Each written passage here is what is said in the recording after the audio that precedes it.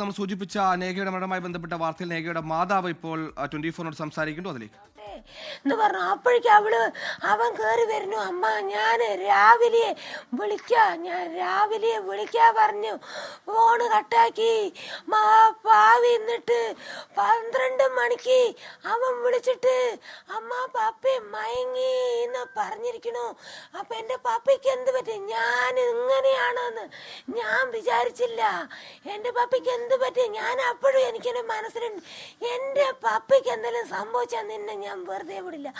ഞാൻ അപ്പൊ തന്നെ അവന്റെ അടുത്ത് പറഞ്ഞു.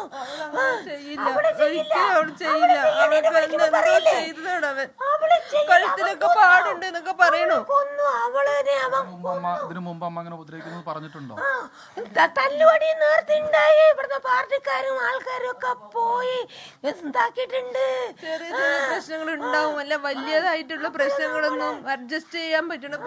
കാരണമായിട്ട് പെട്ടെന്ന് നിങ്ങൾ കരുതുന്നത് എന്താ? വീട്ടിൽ വേറെ എന്തെങ്കിലും പ്രശ്നമുണ്ടോ? അറിയില്ല. ഇന്നലെ 10 മണിക്ക് വിളിച്ചപ്പോ കുഴപ്പമില്ല, നാളെ വിളിക്കാൻ കൊണ്ട് കട്ടാക്കിയതാണ്.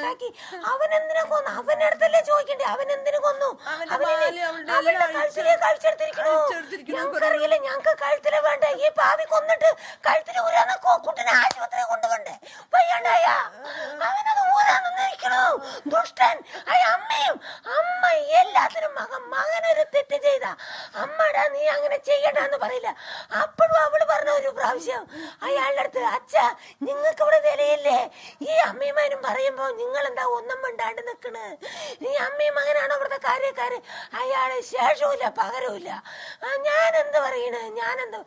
എന്താ തെറ്റ് ചെയ്തല്ലേ? ഈ അമ്മ മകനെ സപ്പോർട്ടാണ്. 5 വർഷമായി.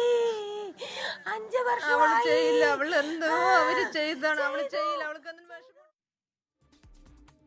എന്തായാലും പൊന്നുപോലെ വളർത്തിയ മകളാണ് ഇന്നലെ രാത്രി 10 മണി വരെ അമ്മയോട് സംസാരിച്ചതാണ്. 12 മണിക്കാണ് ഭർത്താവ് വിളിച്ചിട്ട് പപ്പി മയങ്ങി, അതായത് അവർ ബോധം കെട്ട് കിടക്കുന്നു എന്ന വാർത്ത പറയുന്നത്. എന്തായാലും അത് വിശ്വസിക്കാൻ കുടുംബം തയ്യാറായില്ല. സമഗ്രമായ അന്വേഷണം തന്നെ വേണം.